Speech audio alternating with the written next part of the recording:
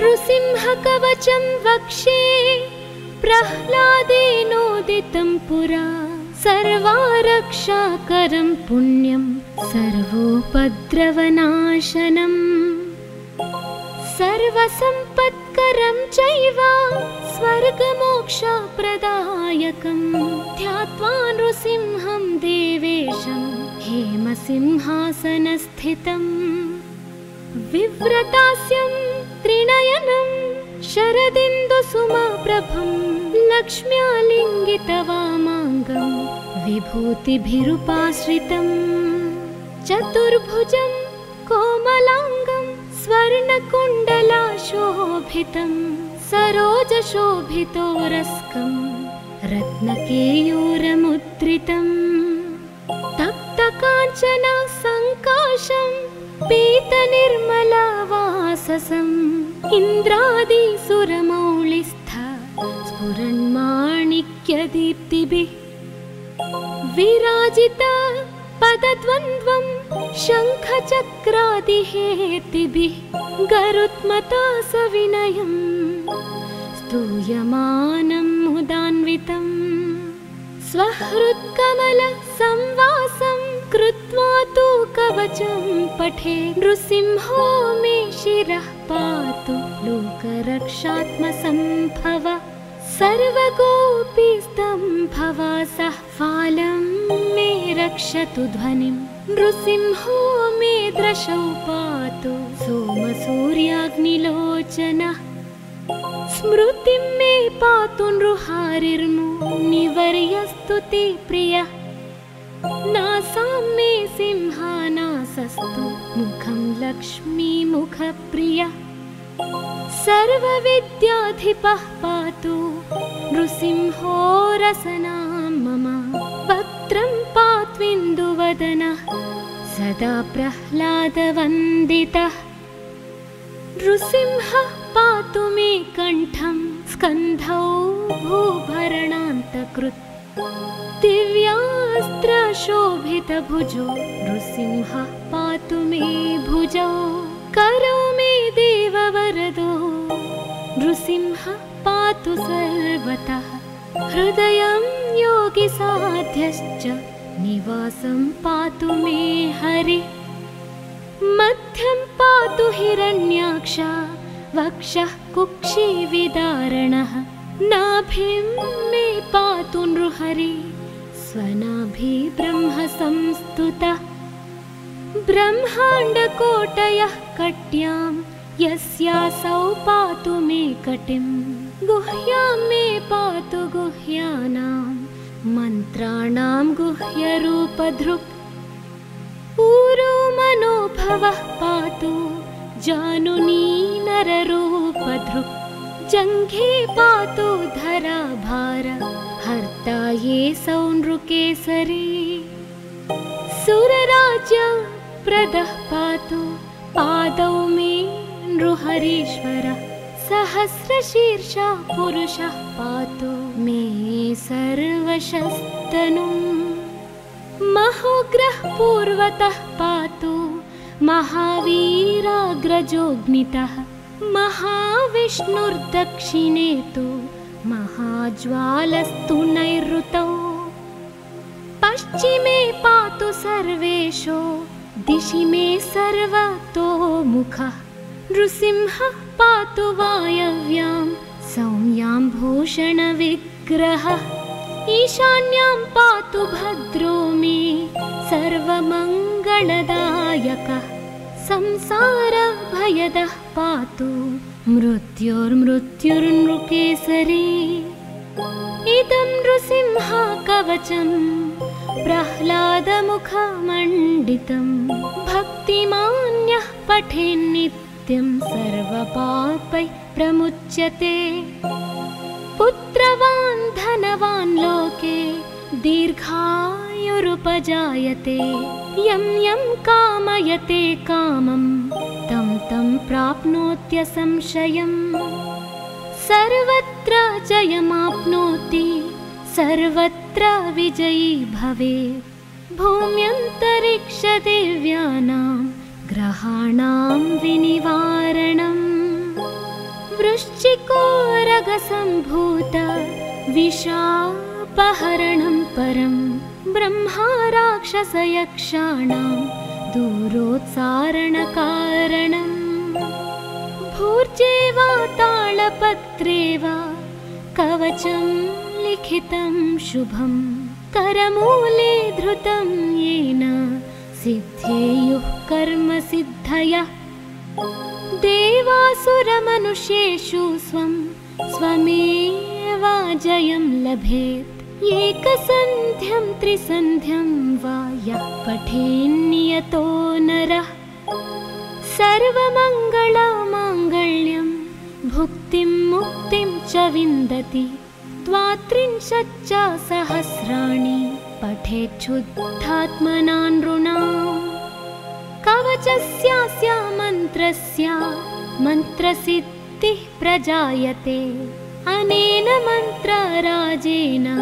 कृत्वा भस्माभिमन्त्रणम् तिलकं विन्यसेद्यस्तु तस्याग्रह भयं हरे त्रिवारं जपमानस्तु दत्तं वार्यभिमन्त्र्य च प्राशयेत्यो नरो मन्त्रं नृसिंहध्यानमाचरेत् तस्य रोगाः प्रणश्यन्ति ये च स्युः कुक्षिसम्भवाः किमत्र बहुलोकैः नृसिंहसदृशो भवेत् मनसा चिन्तितं यत्तु स तच्चाप्नोत्यसंशयम्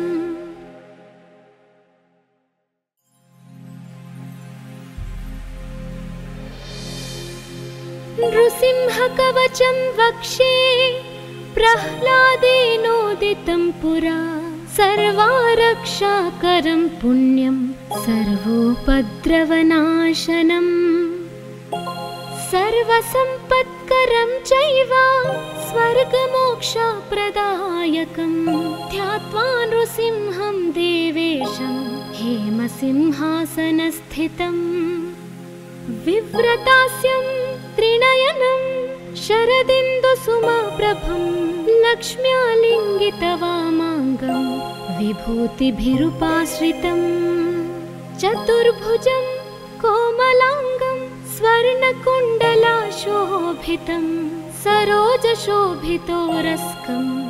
रत्नकेयूरमुद्रितं तप्तकाञ्चन सङ्काशं पीतनिर्मलवाससम् इन्द्रादिसुरमौलिस्थ स्फुरन्माणिक्यदीप्तिभिः विराजिता पदद्वन्द्वं शङ्खचक्रादिहेतिभिः गरुत्मता सविनयं स्तूयमानं मुदान्वितं स्वहृत्कमलसंवासं कृत्वा तु कवचं पठे नृसिंहो मे शिरः पातु लोकरक्षात्मसम्भव सर्वगोपीस्तम्भवासः फालं मे रक्षतु ध्वनिं नृसिंहो मे दृशौ पातु सोमसूर्याग्निलोचनः स्मृतिं मे पातु नृहारिर्मुनिवर्यस्तु ते प्रियः नासां मे सिंहानासस्तु मुखं लक्ष्मीमुखप्रियः सर्वविद्याधिपः पातु नृसिंहो रसनां मम वक्त्रं पात्विन्दुवदनः सदा प्रह्लादवन्दितः नृसिंहः पातु मे कण्ठं स्कन्धौ भूभरणान्तकृत् दिव्यास्त्रशोभितभुजो नृसिंहः पातु मे भुजौ करौ मे देववरदो नृसिंहः पातु सर्वतः हृदयं योगिसाध्यश्च निवासं पातु मे हरिः मध्यं पातु हिरण्याक्ष वक्षः कुक्षिविदारणः नाभिं मे पातु नृहरि स्वनाभि ब्रह्म संस्तुतः ब्रह्माण्डकोटयः कट्यां यस्यासौ पातु मे कटिं गुह्यां मे पातु गुह्यानां मन्त्राणां गुह्यरूपधृक् ऊरो मनोभवः पातु जानुनी नररूपधृक् जङ्घे पातु धराभार हर्ता ये सौनृकेसरी सुरराज्य प्रदः पातु पादौ मे नृहरीश्वरः सहस्रशीर्षा पुरुषः पातु मे सर्वशस्तनुम् महोग्रः पूर्वतः पातु महावीराग्रजोऽग्नितः महाविष्णुर्दक्षिणे तु महाज्वालस्तु नैऋतौ पश्चिमे पातु सर्वेषु दिशि मे सर्वतोमुखः नृसिंहः पातु वायव्यां सौम्यां भूषणविग्रहः ईशान्यां पातु भद्रो मे सर्वमङ्गलदायकः संसारभयदः पातु मृत्युर्मृत्युर्नृकेसरी इदं नृसिंह कवचं प्रह्लादमुखमण्डितं भक्तिमान्यः पठेन्नित्यं सर्वपापैः प्रमुच्यते पुत्रवान् धनवान् लोके दीर्घायुरुपजायते यं यं कामयते कामं तं तं प्राप्नोत्यसंशयम्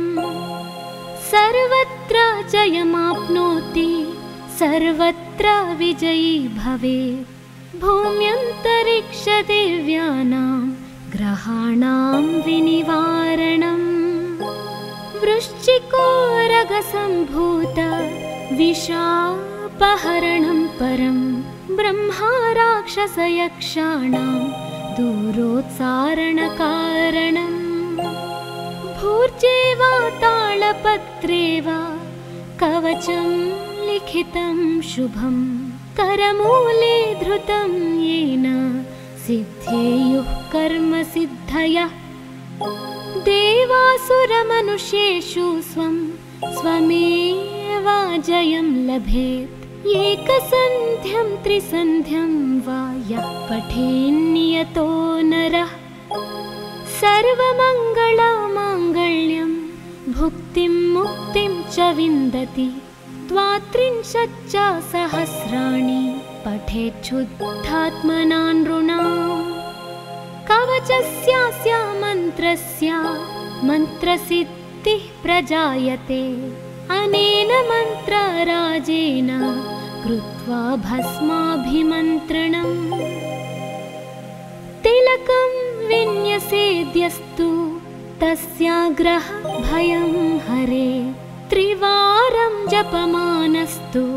दत्तं वार्यभिमन्त्र्य च प्राशयेत्यो नरो मन्त्रं नृसिंहध्यानमाचरेत् तस्य रोगाः प्रणश्यन्ति ये च स्युः कुक्षिसम्भवाः किमत्र बहुलोकैना नृसिंहा सदृशो भवेत् मनसा चिन्तितं यत्तु स तच्चाप्नोत्यसंशयम्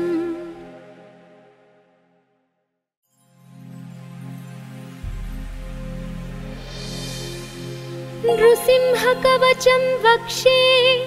प्रह्लादेनोदितं पुरा सर्वारक्षाकरं पुण्यं सर्वोपद्रवनाशनम् सर्वसम्पत्करं चैव स्वर्गमोक्षप्रदायकं ध्यात्वा नृसिंहं देवेशं हेमसिंहासनस्थितम् विव्रतास्यं त्रिनयनं शरदिन्दुसुमप्रभं लक्ष्म्यालिङ्गितवामाङ्गं विभूतिभिरुपाश्रितम् चतुर्भुजं कोमलाङ्गं स्वर्णकुण्डलाशोभितं सरोजशोभितोरस्कं रत्नकेयूरमुद्रितम् तप्तकाञ्चन सङ्काशं पीतनिर्मलवाससं वाससम् इन्द्रादिसुरमौलिस्थ स्फुरन्माणिक्यदीप्तिभिः विराजिता पदद्वन्द्वं शङ्खचक्रादिहेतिभिः गरुत्मता सविनयम् स्तूयमानं मुदान्वितम्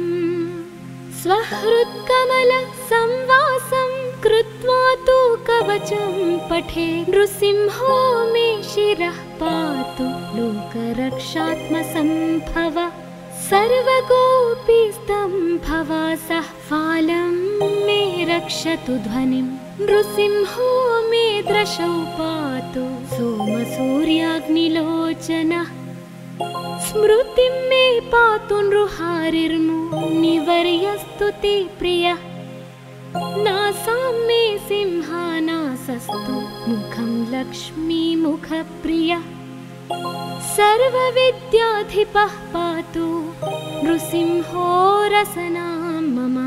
वक्त्रं पात्विन्दुवदनः सदा प्रह्लादवन्दितः नृसिंहः पातु मे कण्ठं स्कन्धौ भूभरणान्तकृत् दिव्यास्त्रशोभितभुजो नृसिंहः पातु मे भुजौ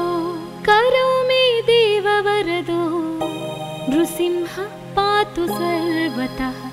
हृदयं योगिसाध्यश्च निवासं पातु मे हरिः मध्यं पातु हिरण्याक्ष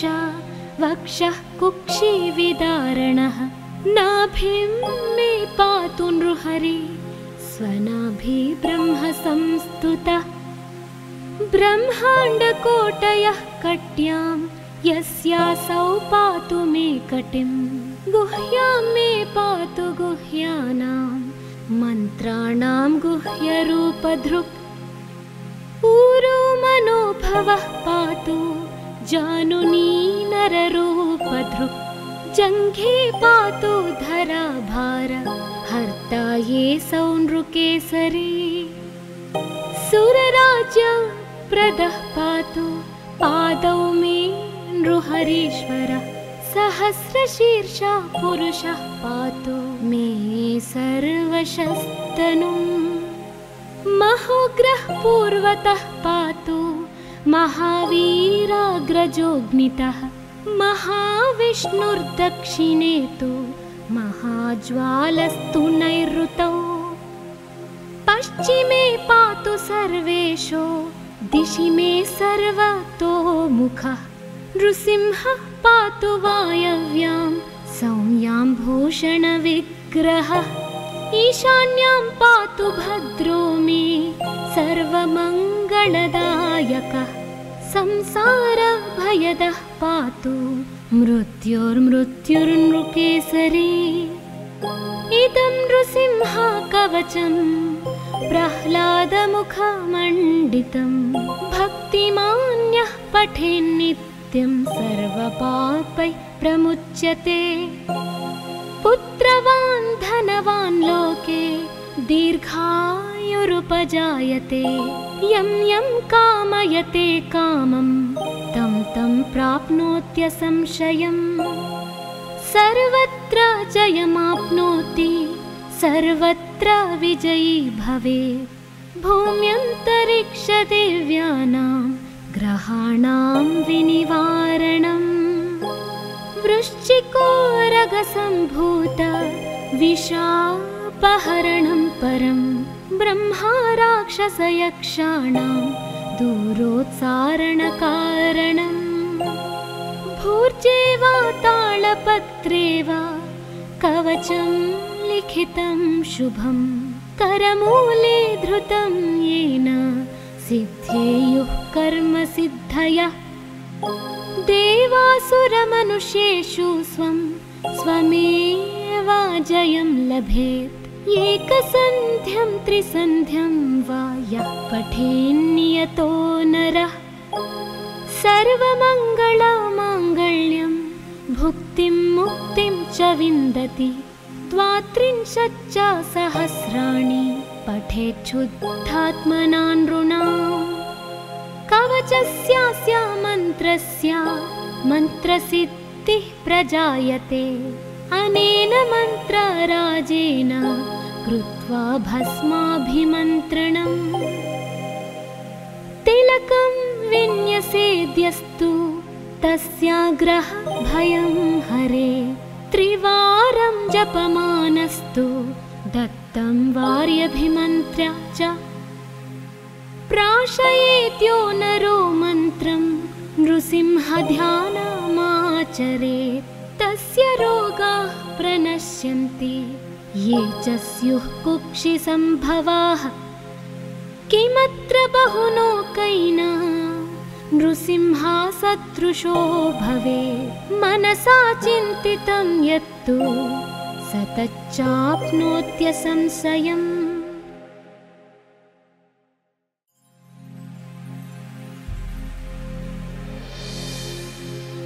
नृसिंहकवचं वक्षे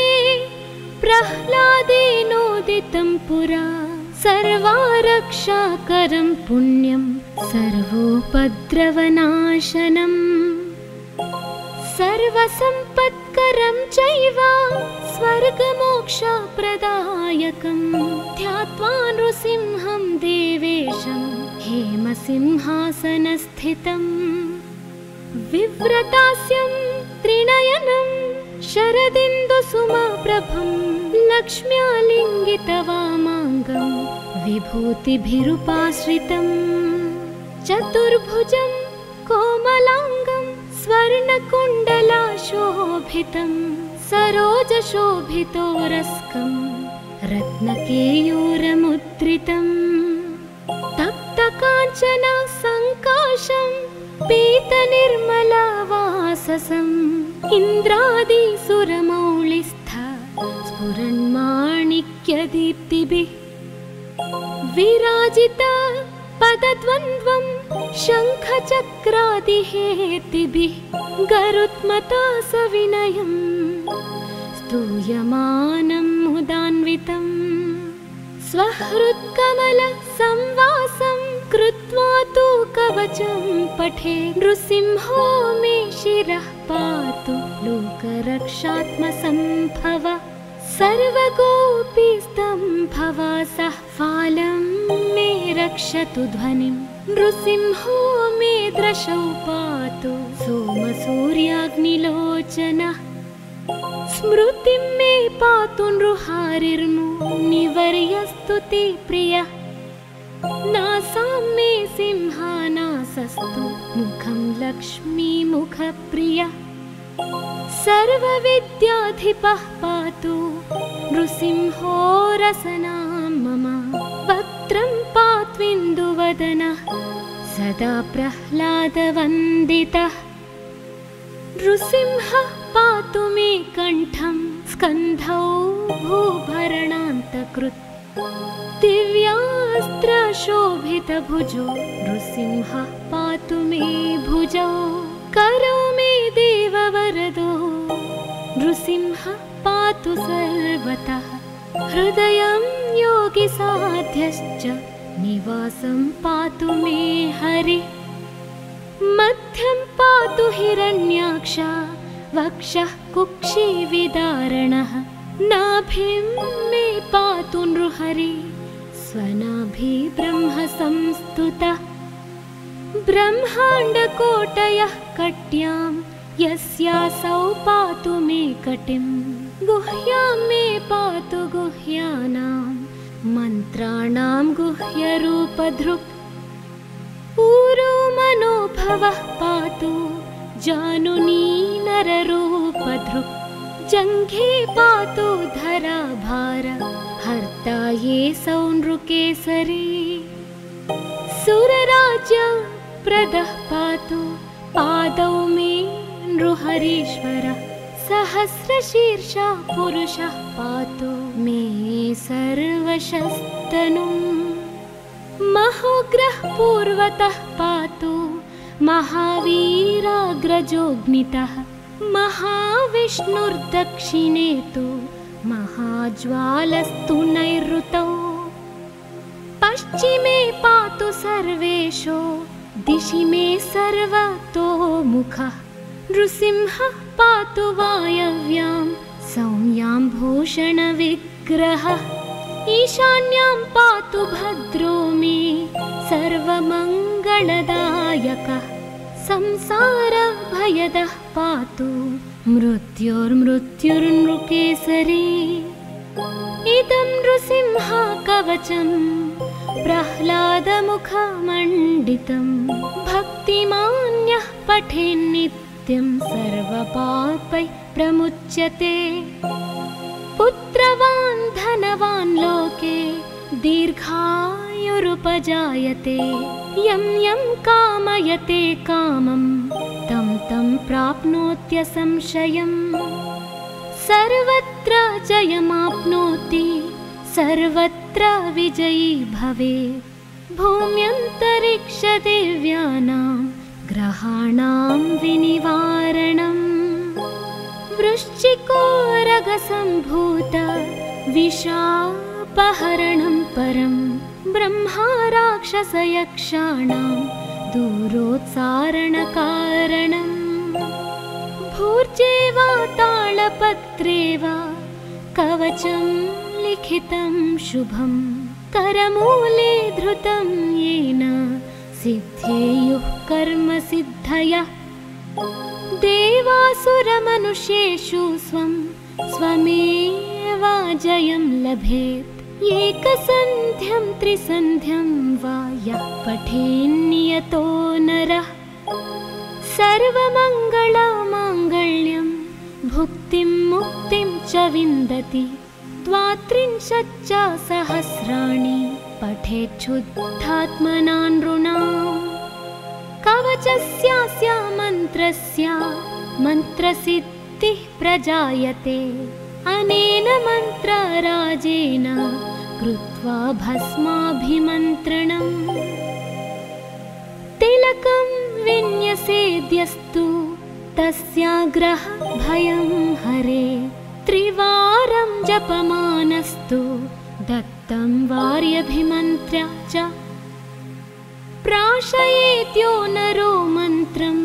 नृसिंहध्यानमाचरेत् तस्य रोगाः प्रणश्यन्ति ये च स्युः कुक्षिसम्भवाः किमत्र बहुलोकैः नृसिंहसदृशो भवेत् मनसा चिन्तितं यत्तु स तच्चाप्नोत्यसंशयम्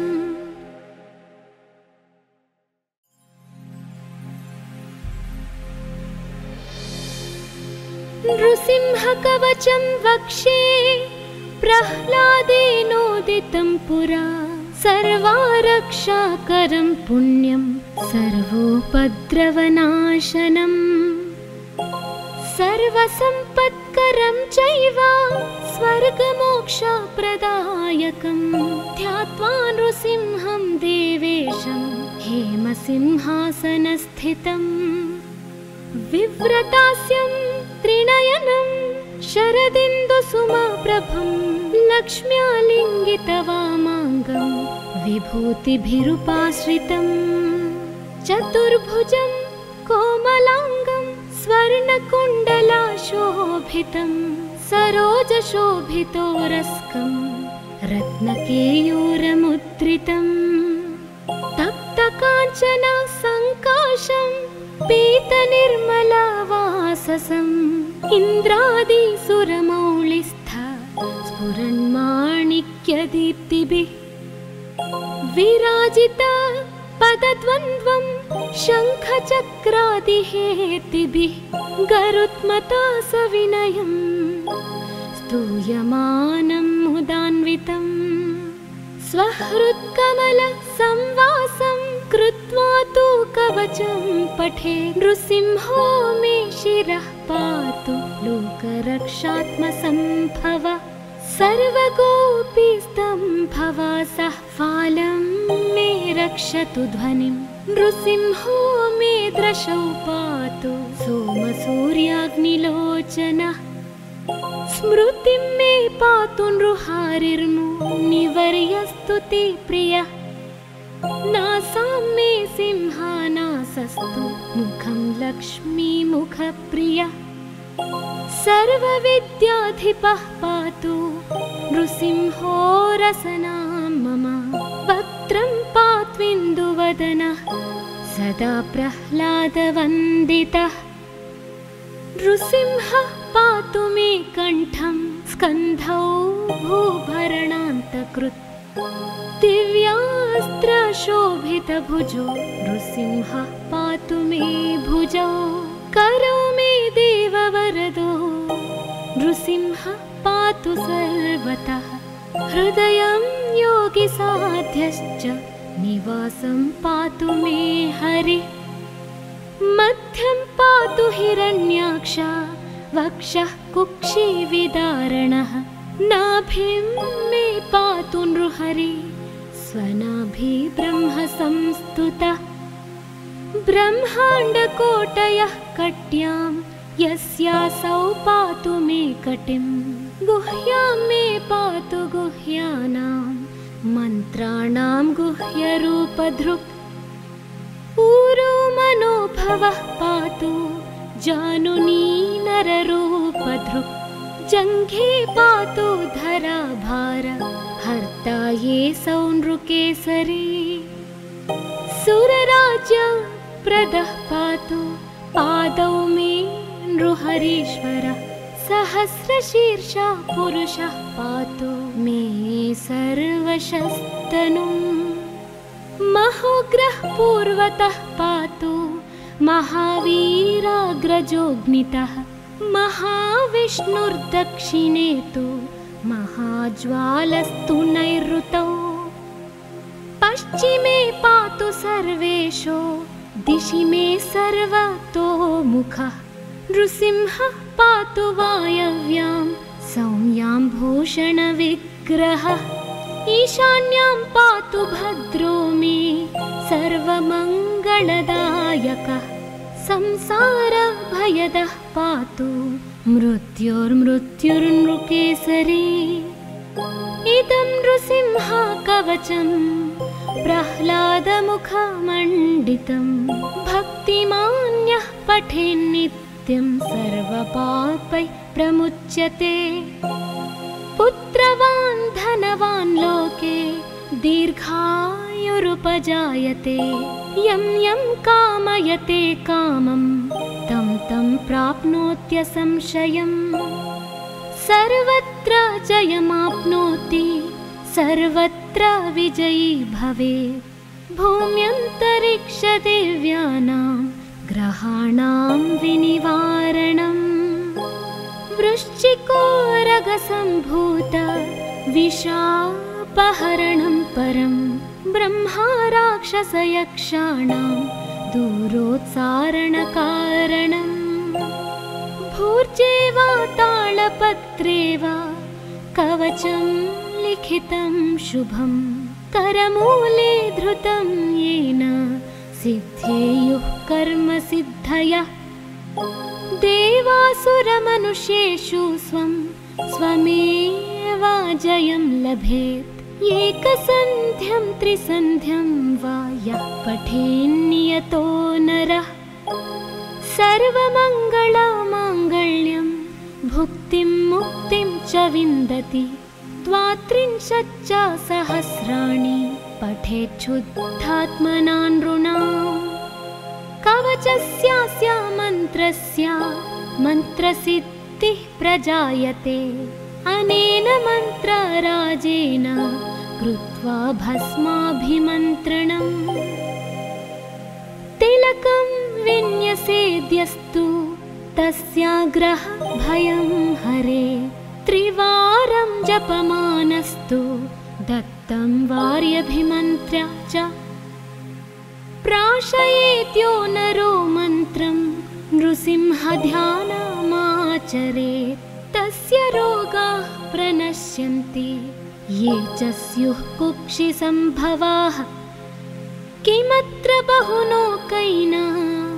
नृसिंहसदृशो भवेत्। मनसा चिन्तितं यत्तु स तच्चाप्नोत्यसंशयम्।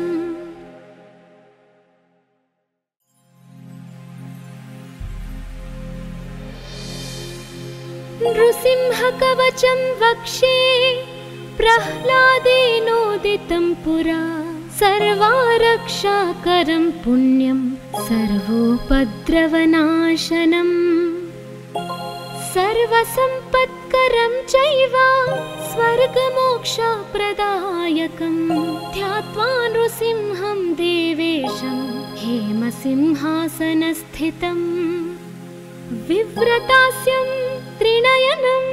शरदिन्दुसुमप्रभं लक्ष्म्यालिङ्गितवामाङ्गं विभूतिभिरुपाश्रितं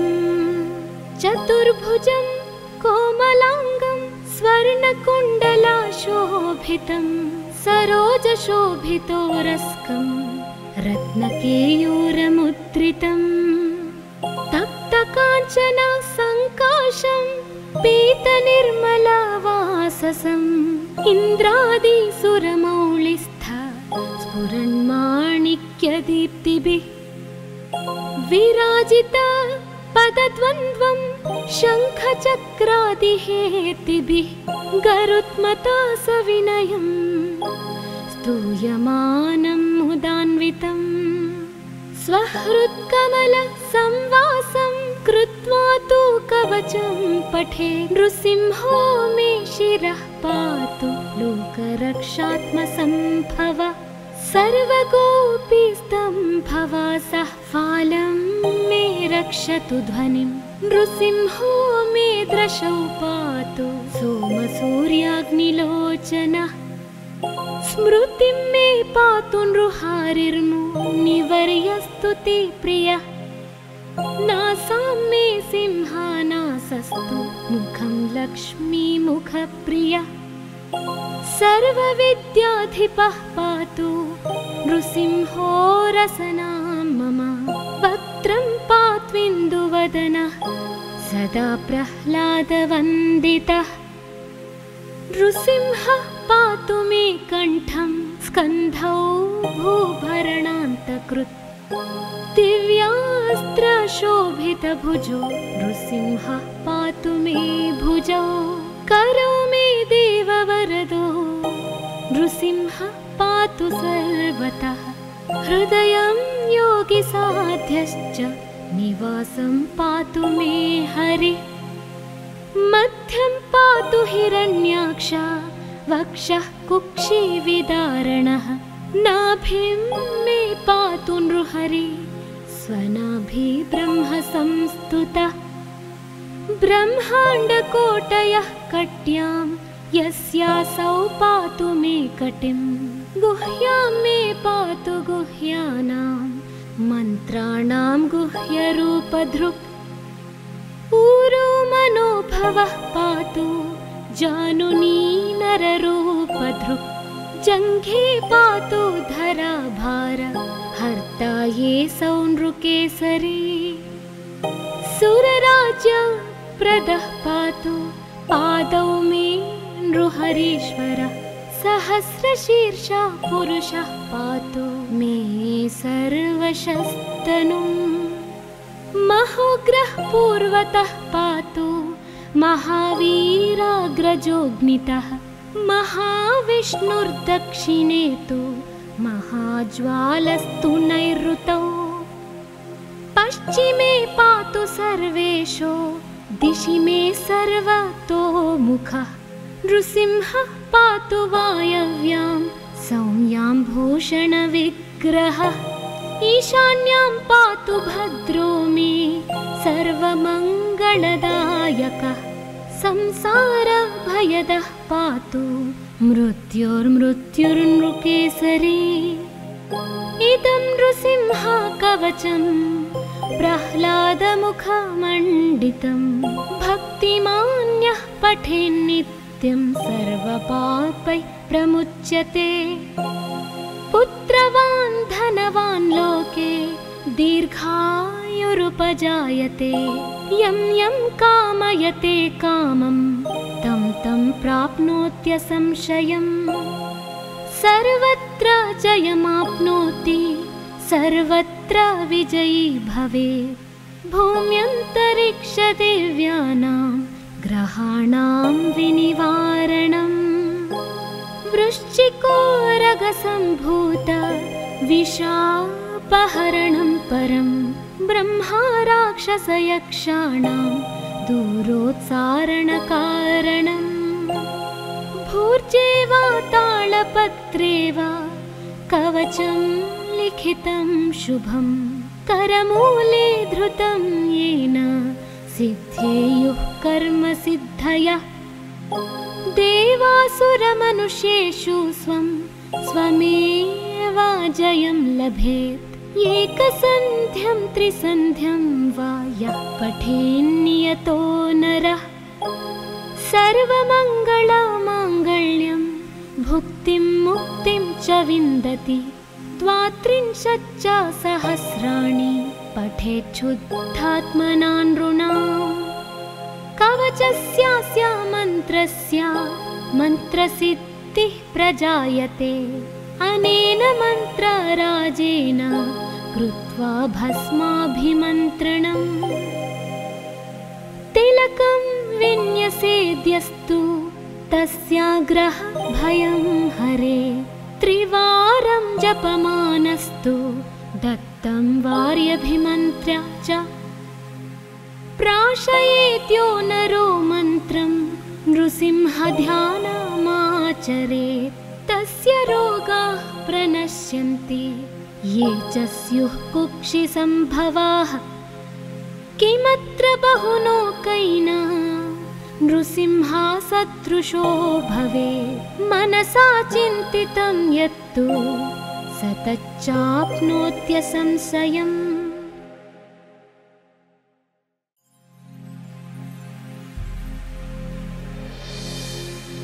नृसिंहकवचं वक्षे प्रह्लादेनोदितं पुरा सर्वारक्षाकरं पुण्यं सर्वोपद्रवनाशनम् सर्वसम्पत्करं चैव स्वर्गमोक्षप्रदायकं ध्यात्वा नृसिंहं देवेशं हेमसिंहासनस्थितम् विव्रतास्यं त्रिनयनं शरदिन्दुसुमप्रभं लक्ष्म्यालिङ्गितवामाङ्गं विभूतिभिरुपाश्रितं चतुर्भुजं कोमलाङ्गं स्वर्णकुण्डलाशोभितं सरोजशोभितोरस्कं रत्नकेयूरमुद्रितं तप्तकाञ्चन सङ्काशं पीतनिर्मलवाससम् इन्द्रादिसुरमौलिस्थ स्फुरन्माणिक्यदीप्तिभिः विराजिता पदद्वन्द्वं शङ्खचक्रादिहेतिभिः गरुत्मता सविनयं स्तूयमानं मुदान्वितं स्वहृत्कमलसंवासं कृत्वा तु कवचं पठे नृसिंहो मे शिरः पातु लोकरक्षात्मसम्भव सर्वगोपीस्तम्भवासः फालं मे रक्षतु ध्वनिं नृसिंहो मे दृशौ पातु सोमसूर्याग्निलोचनः स्मृतिं मे पातु नृहारिर्मुनिवर्यस्तु ते प्रियः नासां मे सिंहानासस्तु मुखं लक्ष्मीमुखप्रियः सर्वविद्याधिपः पातु नृसिंहो रसनां मम वक्त्रं पात्विन्दुवदनः सदा प्रह्लादवन्दितः नृसिंहः पातु मे कण्ठं स्कन्धौ भूभरणान्तकृत् दिव्यास्त्रशोभितभुजो नृसिंहः पातु मे भुजौ करौ मे देववरदो नृसिंहः पातु सर्वतः हृदयं योगिसाध्यश्च निवासं पातु मे हरिः मध्यं पातु हिरण्याक्ष वक्षः कुक्षिविदारणः नाभिं मे पातु नृहरि स्वनाभि ब्रह्म संस्तुतः ब्रह्माण्डकोटयः कट्यां यस्यासौ पातु मे कटिं गुह्यां मे पातु गुह्यानां मन्त्राणां गुह्यरूपधृक् ऊरो मनोभवः पातु जानुनी नररूपधृक् जङ्घे पातु धराभार हर्ता ये सौनृकेसरी सुरराज्य प्रदः पातु पादौ मे नृहरीश्वरः सहस्रशीर्षा पुरुषः पातु मे सर्वशस्तनुम् महोग्रः पूर्वतः पातु महावीराग्रजोऽग्नितः महाविष्णुर्दक्षिणे तु महाज्वालस्तु नैऋतौ पश्चिमे पातु सर्वेषु दिशि मे सर्वतोमुखः नृसिंहः पातु वायव्यां सौम्यां भूषणविग्रहः ईशान्यां पातु भद्रो मे सर्वमङ्गलदायकः संसारभयदः पातु मृत्युर्मृत्युर्नृकेसरी इदं नृसिंहकवचं प्रह्लादमुखमण्डितं भक्तिमान्यः पठेन्नित्यं सर्वपापैः प्रमुच्यते पुत्रवान् धनवान् लोके दीर्घायुरुपजायते यं यं कामयते कामं तं तं प्राप्नोत्यसंशयम् सर्वत्र जयमाप्नोति सर्वत्र विजयी भवेत् भूम्यन्तरिक्षदेव्यानां ग्रहाणां विनिवारणम् वृश्चिकोरगसम्भूत विषापहरणं परं ब्रह्मा राक्षसयक्षाणां दूरोत्सारणकारणम् भूर्जे वा तालपत्रे वा कवचं लिखितं शुभं करमूले धृतं येन सिद्धेयुः कर्मसिद्धयः देवासुरमनुष्येषु स्वं स्वमेवाजयं लभेत् एकसन्ध्यं त्रिसन्ध्यं वा यः पठेन्नियतो नरः सर्वमङ्गलमाङ्गल्यं भुक्तिं मुक्तिं च विन्दति द्वात्रिंशच्च सहस्राणि पठेच्छुद्धात्मना नृणाम् कवचस्यास्य मन्त्रस्य मन्त्रसिद्धिः प्रजायते अनेन मन्त्रराजेन कृत्वा भस्माभिमन्त्रणम् तिलकं विन्यसेद्यस्तु तस्याग्रह भयं हरे त्रिवारं जपमानस्तु दत्तं वार्यभिमन्त्र्य च प्राशयेत्यो नरो मन्त्रं नृसिंहध्यानमाचरेत् तस्य रोगाः प्रणश्यन्ति ये च स्युः कुक्षिसम्भवाः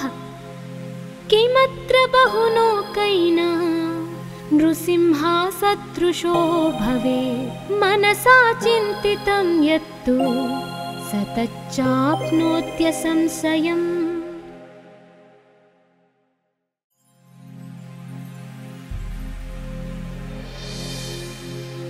नृसिंहकवचं वक्षे प्रह्लादेनोदितं पुरा सर्वारक्षाकरं पुण्यं सर्वोपद्रवनाशनम् सर्वसम्पत्करं चैव स्वर्गमोक्षप्रदायकं ध्यात्वा नृसिंहं देवेशं हेमसिंहासनस्थितम् विव्रतास्यं त्रिनयनं शरदिन्दुसुमप्रभं लक्ष्म्यालिङ्गितवामाङ्गं विभूतिभिरुपाश्रितम् चतुर्भुजं कोमलाङ्गं स्वर्णकुण्डलाशोभितं सरोजशोभितोरस्कं रत्नकेयूरमुद्रितम् तप्तकाञ्चन सङ्काशं पीतनिर्मलवाससं इन्द्रादिसुरमौलिस्थ स्फुरन्माणिक्यदीप्तिभिः विराजित पदद्वन्द्वं शङ्खचक्रादिहेतिभिः गरुत्मता सविनयं स्तूयमानं मुदान्वितं स्वहृत्कमलसंवासं कृत्वा तु कवचं पठे नृसिंहो मे शिरः पातु लोकरक्षात्मसम्भव सर्वगोपीस्तम्भवासः फालं मे रक्षतु ध्वनिं नृसिंहो मे दृशौ पातु सोमसूर्याग्निलोचनः स्मृतिं मे पातु नृहारिर्मुनिवर्यस्तु ते प्रियः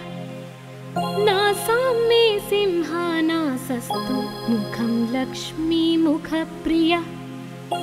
सर्वविद्याधिपः पातु नृसिंहो रसनां मम वक्त्रं पात्विन्दुवदनः सदा प्रह्लादवन्दितः नृसिंहः पातु मे कण्ठं स्कन्धौ भूभरणान्तकृत् दिव्यास्त्रशोभितभुजो नृसिंहः पातु मे भुजौ करौ मे देववरदो नृसिंहः पातु सर्वतः हृदयं योगिसाध्यश्च निवासं पातु मे हरिः मध्यं पातु हिरण्याक्ष वक्षः कुक्षिविदारणः नाभिं मे पातु नृहरि स्वनाभि ब्रह्म संस्तुतः ब्रह्माण्डकोटयः कट्यां यस्यासौ पातु मे कटिं गुह्यां मे पातु गुह्यानां मन्त्राणां गुह्यरूपधृक् ऊरो मनोभवः पातु जानुनी नररूपधृक् जङ्घे पातु धराभार हर्ता ये सौनृकेसरी सुरराज्य प्रदः पातु पादौ मे नृहरीश्वरः सहस्रशीर्षा पुरुषः पातु मे सर्वशस्तनुम् महोग्रः पूर्वतः पातु महावीराग्रजोऽग्नितः महाविष्णुर्दक्षिणे तु महाज्वालस्तु नैऋतौ पश्चिमे पातु सर्वेषु दिशि मे सर्वतोमुखः नृसिंहः पातु वायव्यां सौम्यां भूषणविग्रहः ईशान्यां पातु भद्रो मे सर्वमङ्गलदायकः संसारभयदः पातु मृत्युर्मृत्युर्नृकेसरी इदं नृसिंहकवचं प्रह्लादमुखमण्डितं भक्तिमान्यः पठेन्नित्यं सर्वपापैः प्रमुच्यते पुत्रवान् धनवान् लोके दीर्घायुरुपजायते यं यं कामयते कामं तं तं प्राप्नोत्यसंशयम् सर्वत्र जयमाप्नोति सर्वत्र विजयी भवेत् भूम्यन्तरिक्षदेव्यानां ग्रहाणां विनिवारणम्